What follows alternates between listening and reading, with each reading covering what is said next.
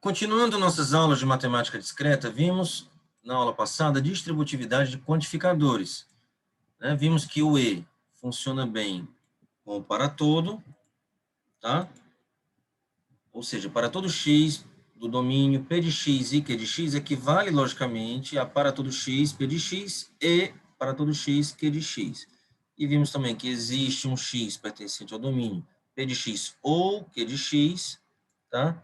Equivale logicamente esse símbolo aqui a existe x do domínio P de x ou existe x Q de x, tá? Aqui tem um para todos só, um existe só, nós dividimos em dois para todos, e aqui dois existe, ligados por esses conectivos, os operadores e ou. O e, no caso do para todo, o ou, no caso do existe. Vimos alguns casos na aula passada em que o ou no para todo e o e no existe não funcionam. A equivalência lógica, tá? A equivalência lógica não funciona quando trocado o e por ou e o no para todo e o ou trocando por e não existe, não funciona a equivalência lógica. Mas pode funcionar alguma implicação lógica. Então vamos ver aqui alguns exemplos da aula passada. Por exemplo, existe x, p de x e, troquei o ou de antes, agora coloquei um e no lugar do ou, no caso do existe. E no caso do para todo, troquei o e por ou. Vamos ver que, apesar de não valer a equivalência, vale a implicação lógica em um dos sentidos. Aqui também não vai valer a equivalência, mas vai valer a implicação, tá? Então, vamos olhar aqui rapidinho. Existe x, p de x e q de x. Implica existe x, p de x e existe x, q de x. Isso é verdade, né? Se existe um elemento x do domínio que vale tanto p de x quanto q de x, quer dizer que existe um x que vale p de x, o próprio elemento no caso anterior, como existe um x que vale q de x, o mesmo elemento vale tanto aqui, nesse existe, quanto no outro existe, tá? Aqui e vale aqui. Um elemento só vale nos dois. Tá? Agora, a volta não é verdade. Né? Por quê? Vamos lá. Vamos dar um exemplo aqui do par e ímpar. Existe um x que é par? Sim, é verdade. Existe um x que é par. Né? O número 4, por exemplo. 4 é par. E existe um x que é ímpar? Sim, o 5. O 5 é par e o 5 é ímpar. Mas existe algum x natural que é, considerando o domínio dos naturais, que é par e ímpar ao mesmo tempo? Não, não existe. Então, não vale. Então, aqui é verdadeiro, existe um elemento que é par e existe um elemento que é ímpar, mas aqui é falso. Não existe um elemento que é ao mesmo tempo par e ímpar, ok? Então, a volta não valeu. Vale a ida, mas não vale a volta. Outro exemplo rápido aqui, vamos supor que P seja par e Q seja primo. Existe um par, existe um x que é par? Sim, de novo o número 4. Existe um x que é primo? Sim, o número 5 é primo. Agora, existe um x natural que é par e primo ao mesmo tempo? Existe, o número 2, mas somente ele. Então, foi uma sorte de ter dado verdadeiro desse lado aqui, para esse caso de par e primo, tá? Mas o 4 e o 5 desse caso aqui não funcionam no caso, aqui no primeiro, né? Aqui somente o 2. Agora, como vale que o 2 é par e é primo, então existe um x que é par? Sim, o 2. Existe um x que é primo? Sim, o 2. Então, o mesmo elemento aqui, o 2, vale aqui e faz valer aqui. Por isso que vale essa volta. Não por causa desse exemplo, né? Claro, exemplos não provam nada, só ajuda a gente a provar alguma coisa que está errada, às vezes, né? Prova por contra-exemplo. Mas aqui nesse caso, o mesmo x que vale tanto P como Q, vale esse existe, vale esse existe. Esse é um argumento que vale a ida, né? Ok. Agora o para todo. Vamos ver aqui o para todo, rapidinho. Tá, para todo x, P de x ou Q de x, e o outro é para todo x, P de x ou para todo x, Q de x. Vamos ver aqui um exemplo rápido, par e ímpar. Todo x natural é par ou ímpar? Verdade. Todo número ou é par ou é ímpar. Agora, é verdade que todo número é par ou todo número é ímpar? Todo número é par? Falso. Todo número é ímpar? Falso. Falso ou falso é falso. Então, veja, a ida não vale. Não valeu a ida. Então, tem que ter cuidado. Essa frase pode confundir. Todo natural é par ou ímpar? Verdade. Todo natural é par ou todo natural é ímpar? Isso é falso, né? Agora, se vale que todo x vale p de x, aqui agora um exemplo, não é mais o par ou ímpar, um exemplo genérico. Para todos, um caso genérico, para todo x vale p de x, ou para todo x vale q de x, então é claro que para todo x vale p de x ou q de x, tá? Aqui, por exemplo, poderíamos pegar o exemplo do todo natural, todo inteiro é positivo, negativo ou nulo. Ou é positivo ou não, é negativo ou não negativo, que aí iria incluir o zero, né? Certo? Não, vamos pensar em naturais mesmo, que é melhor. Então, todo natural é maior ou igual a zero ou menor do que zero. Então, todo natural é maior ou igual a zero? Verdade. Todo natural é menor do que zero? Falso. O P seria maior ou igual a zero. O Q seria ser negativo, tá? Então, todo natural é maior ou igual a zero? Verdade. Todo natural é negativo? Falso. Falso ou verdadeiro dá verdadeiro. E aqui, todo natural é maior ou igual a zero ou negativo? Sim, verdade. Tá? Então, se vale que para todo x vale p de x ou para todo x vale q de x, é claro, para todo x vale p de x ou q de x. Se vale todo mundo 1 ou vale todo mundo 2, o segundo, né? Então, vale um dos dois, para todo mundo, né? Do domínio. Ok? Perfeito. Então, deixa eu só circular aqui esse ou para manter igual, vai ficar salvo. Perfeito. Agora vamos ver rapidamente essa seção, que é bem simples, traduzindo linguagem natural para proposições quantificadas. A quantificação de proposições na linguagem natural, português, por exemplo, em fórmulas com quantificadores, nem sempre é fácil. Na linguagem natural, muitas vezes, os quantificadores ou domínios estão implícitos. Por exemplo, considere a seguinte afirmação: macacos gostam de bananas ou ratos gostam de queijo. Nessa afirmação, há um quantificador universal implícito. Todos os macacos gostam de bananas, todos os ratos gostam de queijo. Tem um para todo envolvido aí, né? Então, seria um para todo, né? Aqui está escrito, né? Para todo x pertencente ao conjunto dos macacos, seria o domínio, B de x, onde B de x significa x gosta de banana. Ou poderia ser para todo x pertencente a R, o conjunto dos ratos, né? Q de x, x gosta de queijo, tá? Perfeito. Outro exemplo é a afirmação: existe um x, tal que x ao quadrado igual a 5, né? O valor lógico dessa afirmação depende do domínio da quantificação, né, do existe. Existe x, pertencente aos naturais, x ao quadrado igual a 5? Isso é falso. Raiz de 5 não é natural. Mas se o domínio fosse os reais, seria verdadeiro. Então, depende do domínio. Como é que a gente vai saber? Vai depender do contexto. Deve ser informado anteriormente qual é o domínio, tá? Várias expressões podem ser usadas na língua portuguesa para expressar os quantificadores. Aqui dois exemplos. Para quem está em D, vale P de X. Isso aqui é para todo. Algum elemento de D satisfaz P de X. Aqui é o existe. Existe um elemento do domínio que satisfaz P de X. Aqui para todo X, né?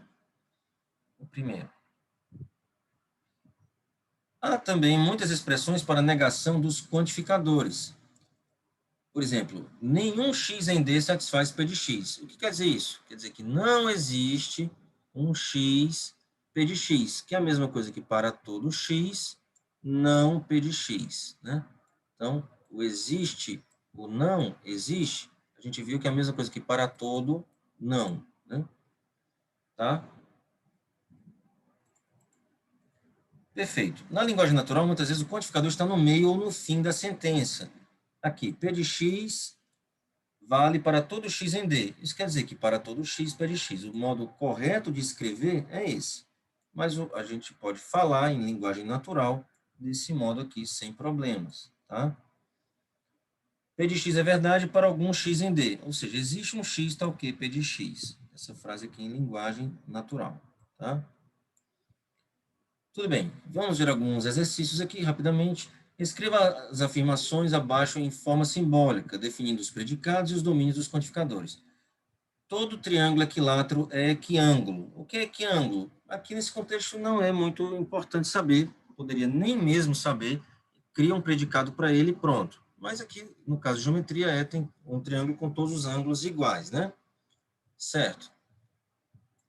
Então, vamos criar um predicado para ser equilátero, P de x é equilátero, Q de x é ser equiângulo, onde X é um triângulo, T é o conjunto dos triângulos. Então, definimos aqui o domínio, seja T o conjunto dos triângulos, seja P de X, X é equilátero, seja Q de X, X é equiângulo.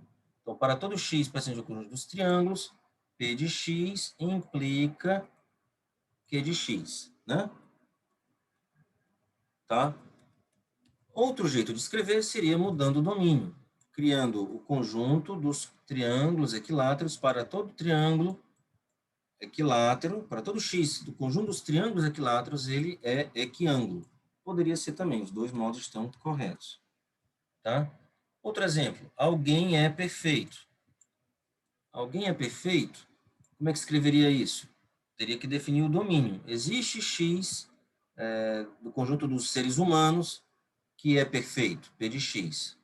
Qual seria a inversa disso, a negação disso? Não existe um x P de x, ou seja, não existe a mesma coisa que para todo não. Para todo x, não P de x. Ou seja, para todo x, x não é perfeito, ou todo mundo é imperfeito. Seria a negação de alguém é perfeito, seria todos são imperfeitos, né? Tá bom. Agora aqui, mudança de domínio. Isso aqui também é muito importante. A regra abaixo permite restringir o domínio das quantificações universais. As afirmações desta contida em E, e para todo x pertencente a E vale P de x, implica logicamente, ou seja, esse símbolo aqui, né? Implica logicamente, para todo x pertencente a D, P de x. Isso pode parecer complicado, mas é bem simples. Vamos ver aqui um exemplo. Seja D o conjunto dos camundongos e E o conjunto dos ratos. Se vale que todo rato gosta de queijo, então todo camundongo gosta de queijo. Claro, porque camundongos são ratos. Então, se a gente restringir o domínio do para todo, continua valendo. Ou seja, uma quantificação universal verdadeira continua verdadeira se restringirmos o domínio, né? Se o domínio for restrito. A gente diminuiu de rato para camundongo. Se vale que rato gosta de queijo, camundongos também gostam de queijo. Todo camundongo gosta de queijo, né? E no caso do existe, é o contrário. Continua valendo se a gente amplia o domínio, tá? Se a gente amplia o domínio, vale no existe. Vamos ver logo um exemplo antes de ler aqui, né? Ó, se existe um mamífero de pescoço longo, que é a girafa, né? Então existe um animal de pescoço longo, que é a girafa. Por quê? Porque mamíferos são animais. Então, se existe um mamífero, é porque existe um animal, né? As afirmações D está contida em E, aqui. E existe X pertencente a D, P de X, o D aqui é o conjunto dos mamíferos, o E é o conjunto dos animais. Existe um mamífero de pescoço longo, implica, logicamente, existe X pertencente a E, P de X. É verdade. Tá? E aqui é implicação lógica, né? Não é equivalência lógica, é implicação lógica, vale só nesse sentido. Tá? Ou seja, uma quantificação existencial verdadeira continua verdadeira se ampliarmos o domínio. A gente aumentou aqui de mamífero para animal, no caso do existe. E aqui no caso do para tudo, a gente restringiu de rato para queijo. Todo rato gosta de queijo, então todo camundongo gosta de queijo. Existe um mamífero de pescoço longo, existe um animal de pescoço longo. Tá? Outros exemplos aqui. Existe um boi preto, então existe um ruminante preto. Outro exemplo. Todo ruminante tem 4 patas, então toda zebra tem 4 patas. Certo? Outras regras permitem mudar o domínio no sentido contrário, restringir no caso do existe e ampliar no caso do para todo. E a gente consegue mais ainda, mas conseguimos uma equivalência lógica, é possível conseguir, mas não é mais tão direto. Temos que mudar a expressão, tá? Aqui, se D está contido em E, o D é o restrito, o E é o ampliado, né, o domínio.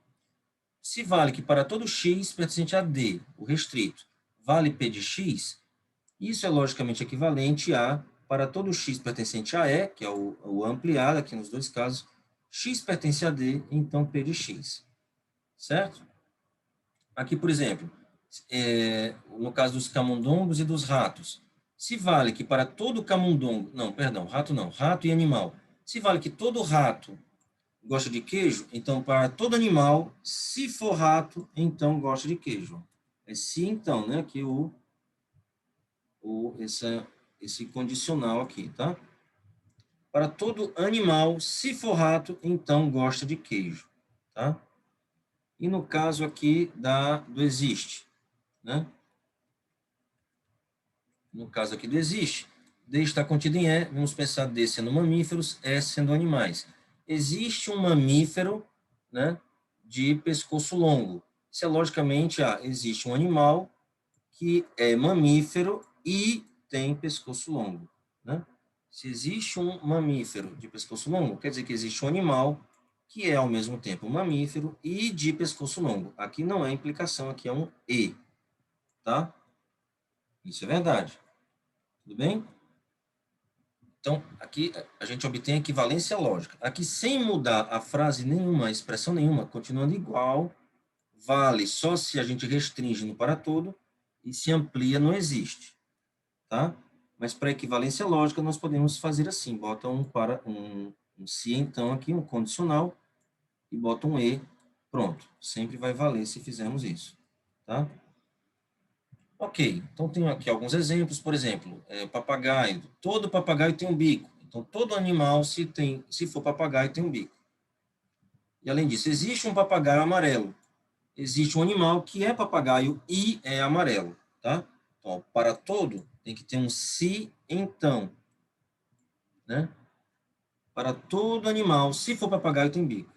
E outro, existe um animal que é papagaio e, né? Esse e aqui, né? E é amarelo, tá bom? Tá bom. Quantificadores múltiplos. Se uma proposição aberta, isso aqui vai ser bem rápido, apesar de ter muito escrito aqui, isso aqui não é muito complicado. É só, a gente já viu um exemplo de colocando para todo e existe junto, existe para todo, tá? Se uma proposição aberta menciona mais de uma variável, a gente já viu, por exemplo, P de x, y, x é maior do que y, né? Já vimos alguns exemplos assim. É preciso mais de um quantificador, um para cada variável distinta para transformá-la numa proposição fechada. Eu já tinha comentado isso. Por exemplo, se escolhermos Z como sendo o domínio, há 8 maneiras de transformar a afirmação aberta x mais y igual a 2x em uma proposição fechada. A gente bota para todo, ou para todo existe, ou existe para todo, ou existe, existe. E não são 8, aqui está errado, são 4, né? Porque para todo, na verdade, é 8 sim, né? A ordem importa, perdão, eu que me confundi. Então, a gente pode colocar para todo x, para todo y, para todo x existe y, mas aqui também poderia ser para todo y, para todo x. Aqui poderia ser existe y para todo x. Então, a ordem, ela importa, tá? Então, é 8 mesmo, tá? Então, a gente tem para todo. Então, o número de possibilidades de quantificadores são 4, né? E a ordem são 2. É o x primeiro e o y depois. 4 vezes 2 dá realmente 8. Certo. A ordem dos quantificadores pode ser muito importante. Aqui estão os listados, os 8, né? Aqui 4, o x e o y, e 4, o y e o x. Na ordem x e y aqui primeiro, e aqui na ordem y, x. Por exemplo, a fórmula para todo x pertencente a z existe y, tal que x mais y igual a 2x, significa para todo inteiro x existe um inteiro y que pode ser diferente para cada x, tal que x mais y igual a 2x. Essa afirmação é verdadeira, tá? Então, de novo, para todo x existe um y, tal que x mais y igual a 2x. Verdade, é só fazer o y igual a x, certo? Basta tomar aqui o exemplo y igual a x, aí vale. Para todo x, existe um y, tal que x mais y igual a 2x? Sim, é o y igual a x. Mas o contrário não vale. Existe um y, tal que para todo x, x mais y igual a 2x? Isso é falso, tá? Pois como x mais y é igual a 2x, é o mesmo que y é igual a x, ela equivale a dizer que existe um inteiro y que é igual a todos os inteiros. Isso é falso, né? X mais y igual a 2x é a mesma coisa que x igual a y, tá? Ok? Então, eu queria, com essa frase, dizer assim, existe um y, então que qualquer x é igual a esse y. Falso. Não existe um número que é igual a todos os inteiros, né? Perfeito. De modo geral, sempre podemos trocar a ordem de dois quantificadores do mesmo tipo. Então, se for para todo e existe, isso é muito diferente do existe e o para todo, tá? E a ordem também, se for para todo, né? Mesmo se for para todo existe, existe para todo, não pode fazer, mas também se for de variáveis, né? Para todo x existe um y, se for a mesma sequência. Para todo y existe um x, também não pode, mesmo que seja para todo existe, certo? Então, para todo existe, existe para todo é diferente, para todo x existe, para todo y existe x, muda tudo. Mas se for o mesmo quantificador, para todo com para todo, se for para todo x existe y, é a mesma coisa que para todo y e para todo x. Assim como existe x e existe y, é a mesma coisa que existe y e existe x, tá? Ou seja, a fórmula para todo x, para todo y, p de xy, é a mesma coisa que inverter. Para todo y, para todo x, p de xy. E o existe também. Existe x, existe y, p de xy é a mesma coisa que existe y, existe x, p de xy. Quando um quantificador sobre uma variável é aplicado uma proposição aberta que depende dessa variável, dizemos que cada ocorrência dessa variável na proposição está amarrada, né?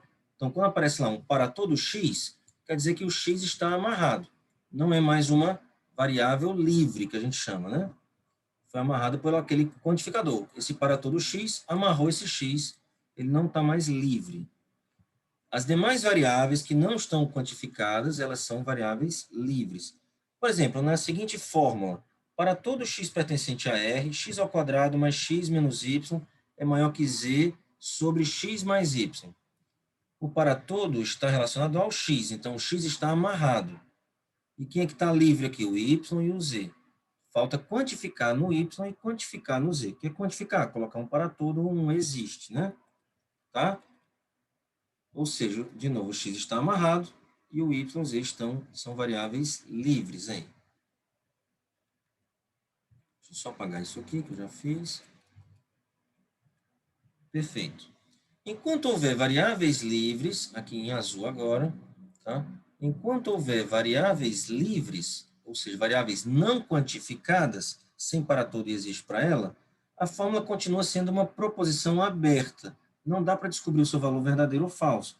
A fórmula só é uma proposição fechada quando todas as variáveis estiverem amarradas, ou seja, estiverem quantificadas com para todo ou com existe, ou estiver lá com valor dentro, né? Se eu colocasse assim, P de x2. Então, esse 2 quer dizer que eu já estou dando o valor do y igual a 2. Aqui também, o y não está livre, né? Foi dado o valor 2 para ele. Certo? Então, enquanto houverem variáveis livres, ou seja, não quantificadas ou sem valor, isso quer dizer que a proposição ainda é aberta, não é uma proposição fechada. Para ser uma proposição fechada, não pode haver variáveis livres, ou seja, não quantificadas. Por influência da linguagem natural, alguns autores às vezes escrevem o símbolo quantificador, especialmente o para todo, depois da forma lógica. Acontece muito isso, mas isso não é um erro, é algo mais de escrita, né, natural. P de x para todo x pertencente a D. Entretanto, esse estilo deve ser evitado, pois pode gerar ambiguidade. Tá? Ok? Então, se for escrever realmente formalmente, é melhor colocar um para todo x, p de x. Tá? É isso.